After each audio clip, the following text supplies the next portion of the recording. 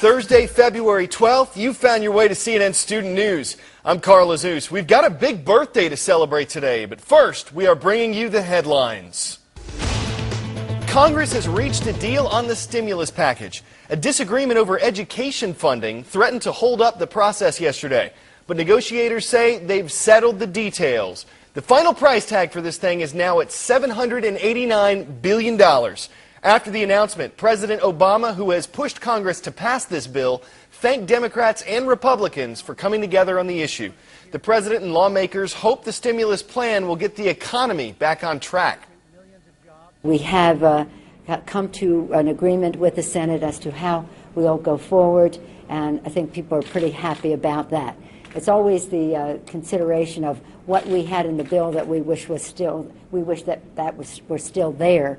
But the fact is that there's plenty there to create the nearly 4 million jobs that the president has set as our goal.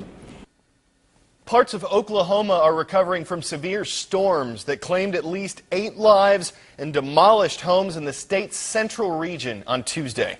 Around 50 other people were injured by the storms. They spawned tornadoes, knocked out power to thousands of customers.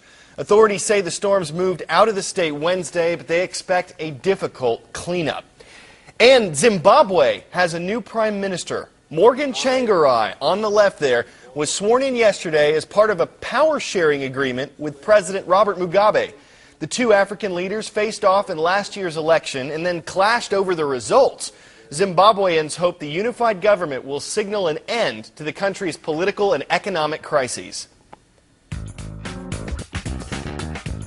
Is this legit? The word score refers to the number 20. Legit. So in the Gettysburg Address, 407 years ago means 87 years.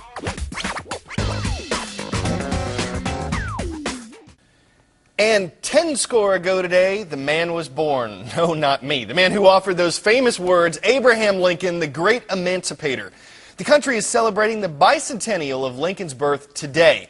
The Library of Congress marking the occasion with a new exhibit featuring writings and artifacts from our 16th president. The curator says the most recognized display here is President Lincoln's hatred of inequality. Of course, Lincoln freed the country's slaves while he was in office and guided America through the Civil War, one of the most devastating experiences in U.S. history. Understandable, then, that his birthday is cause for celebration. Time for some fast facts you might not have known about Abraham Lincoln. Our nation's 16th president wasn't born into wealth and privilege. His father was uneducated, though he became a very good carpenter. Lincoln himself wrote that when he came of age, he didn't know much aside from reading, writing, and math. However, his law partner said Lincoln's ambition was a little engine that knew no rest. Like his father, Lincoln was a member of the Whig Party until 1856, when he joined up with the brand new Republican Party. 4 years later, when he became president, Lincoln didn't want or push for civil war. He said that was in the hands of the Confederate forces, which shortly afterward attacked Fort Sumter. And when Lincoln was winding down in 1864, Lincoln was quick to encourage the South to rejoin the Union.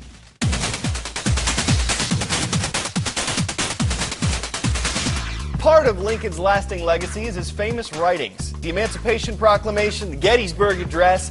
But what do his words reveal about the former president? That is the question posed by our learning activity.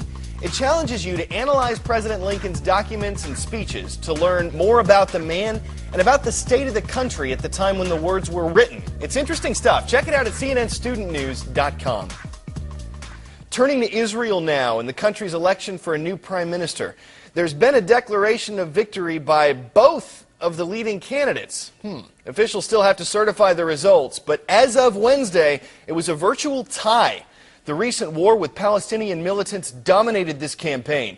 Bill Schneider examines what the results indicate about the country's stance on the issue. I won, says Tzipi Livni. My party got the most votes. Today, the people decided Kadima. I won, says Benjamin Netanyahu. My party showed the biggest gains. The National Camp had only 50 seats. Today, without doubt, it has increased to a decisive majority in the Knesset. What kind of mandate is that? Answer, mixed. Israeli voters clearly moved to the right. The message is security first. Israelis don't think there's much of a chance for peace at the moment, and we have to do our best to secure ourselves. Israeli voters feel like they've tried everything.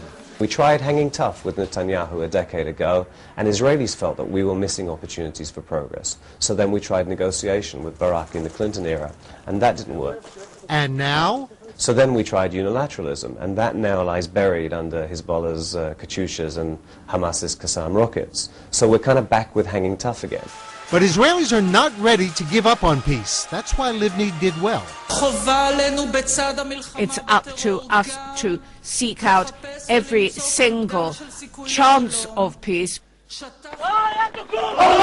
Israelis say they have no partner for peace on the Palestinian side, and they won't until Iran's influence is curbed. I think Israelis are much more concerned about Iran than they are about the issue of the peace process. Iran is the big test for Israel's new government and for the new American administration. Israel will try to reach understandings with the Obama administration about advancing the diplomatic option, but when do you decide that it hasn't worked, and what do you do in that case? President Obama says he wants to open a dialogue with Iran. That should be fine with the new Israeli government, even if Netanyahu is the prime minister. But the Israeli government will press for a timeline. How long will the Obama administration allow negotiations with Iran to go on before it decides a tougher approach is needed? Bill Schneider, CNN, Jerusalem. Time for the shout-out. What is the most common mascot among four-year U.S. colleges? If you think you know it, shout it out. Is it the Lions, Tigers, Bears, or Eagles? You've got 3 seconds. Go!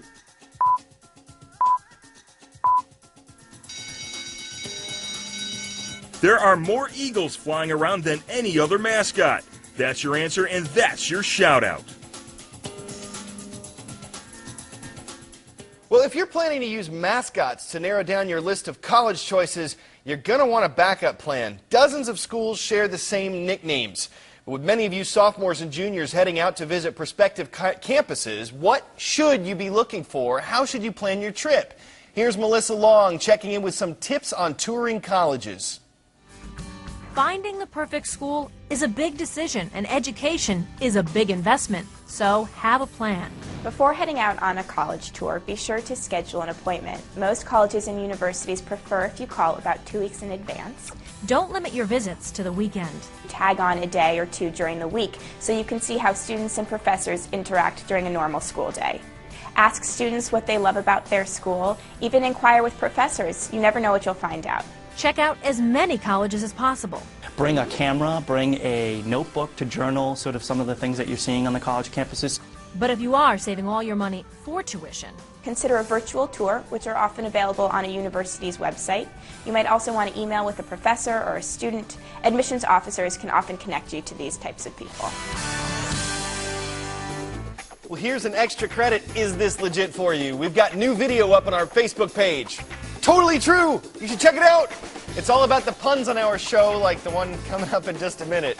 If you haven't seen this thing yet, just log on to Facebook, search for Carl Azuz Official. We're going to look forward to seeing you online.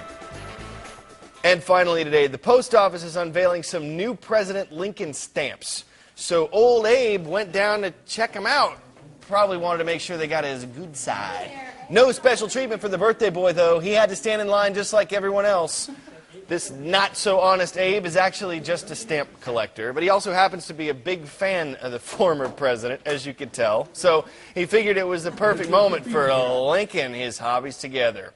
We have one more show to go this week. We will see you tomorrow. I'm Carl Azuz.